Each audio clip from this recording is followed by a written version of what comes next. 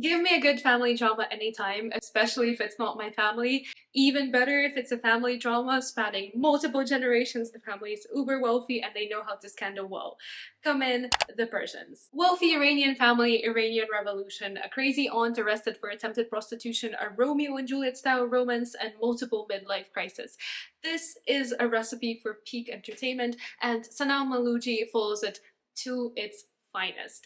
This is too dark to be a beach read, perfect for a quick-paced, witty, multiple point of view novel. Good for a journey, you won't find anything groundbreaking or new, but what you will find is plenty of entertainment. There are so many strong characters here with fantastically vivid, complex personalities who most of all are fascinating. So even if you don't get it or can't relate, you can't help but want to follow along just to see what happens. From throwing Rolexes down a ski slope, which clearly so relatable, to wanting to drop out of law school, which as a law student I can't say I've ever thought. So the novel follows quite the cast of characters with quite their cast of personalities. We follow Elizabeth, a wealthy heiress who falls in love with a chauffeur who's well beneath her league, and the saga that ensures. We follow Bita, the opposite of the American dream story, who notes, "We didn't come here for a better life. We left a better life," about the US. We have her cousin who, risking her life, creates parties in the middle of the Iranian regime, which emphasizes that women shouldn't be even going out on the street uncovered, let alone be throwing these fantastic parties. They're all very distinct voices, and this is an extremely character-driven novel. So having these be characters you want to follow is an incredible advantage, and the voices intertwine together to fill in the gaps in the plot. So they add and they supplement to fill in the gaps where a moment could fall flat. It's easy to, reading about a family getting their nails done, to quickly find the moment dull, to make an emotional moment which should be poignant instead fall flat, to render it unamusing, unalive, distinctly uninteresting, and yet Salam Mahloudji never does that. In this raging turmoil of human emotions, Mahloudji somehow manages to use the characters and their personalities to make even moments such as these become interesting, to have this change of pace become fascinating, not because of its slowness, but because of the way the characters react to its slowness, particularly seeing Sharon, my absolute favorite menace, should take a moment to calm down and to choose peace and quiet. Oh, Sharon, author of such comments as "brunettes who wear black look like death," guilty as charged. And obviously absolute terrorist behavior, like when her husband gives her soap, she's like, "Do you think I smell?" When he gives her chocolates, it's, "Do you want to make me look fat?" So the woman is intense. She's a top earning event planner, serial husband hater, and honestly an absolute menace who manages to exasperate you with everything that she does.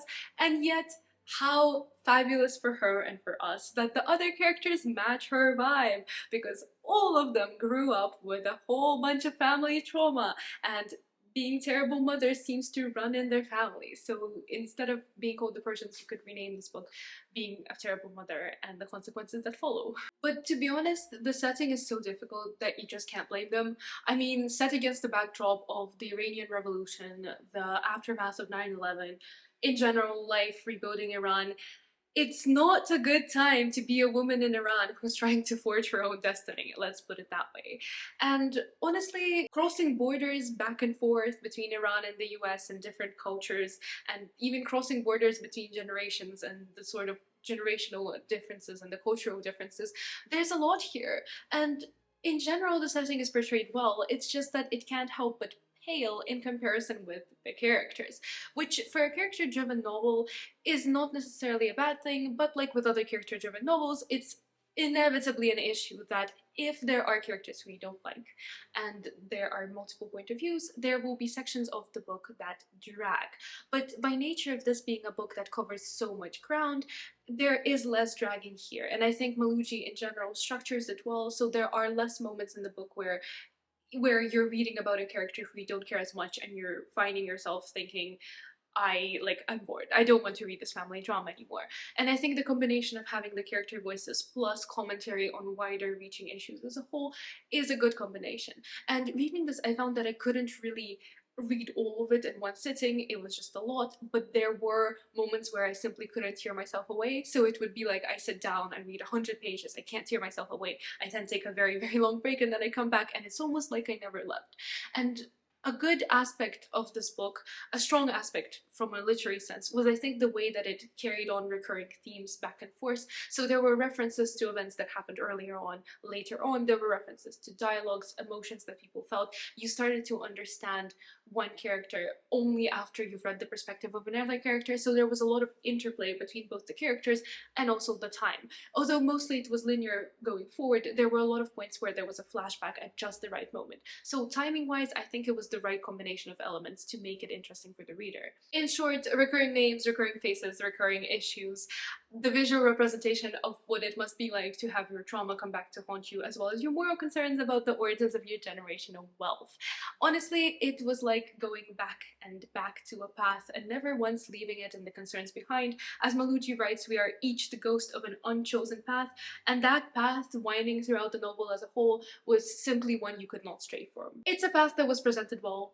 There was confidence, there was wit, there was imagery, and of course there was gossip. Path, if you'll forgive my trite metaphor, although I do have to say the book did occasionally pull a lot of in-your-face metaphors. Look at this is an important universal theme that you should pay attention to, which in my eyes always just ends up feeling a little bit superficial, but never mind, in general it was done well, so I hope you will forgive my similar metaphor.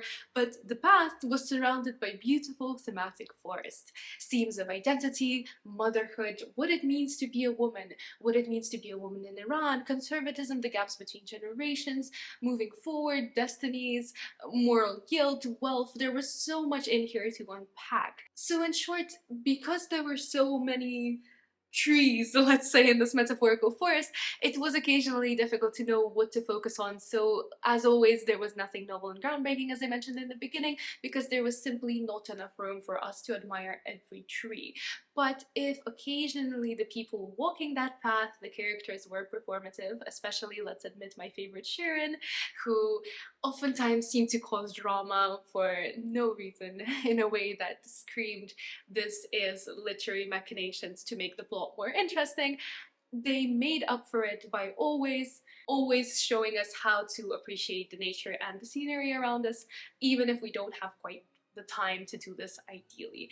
And in this lush and rich world created by Mahloudji, I feel like this was a privilege and a gift to walk this path alongside the characters and along such an interesting debut voice in the world of fiction, deservedly shortlisted for the Women's Prize. And of course, as always with books like these, in following that winding path throughout the trees, the more interesting aspect of that journey is not exactly the trees that you see or the people you walk that path along or even what that path is, but what it leads you as the reader to think about and what it prompts you to reflect on.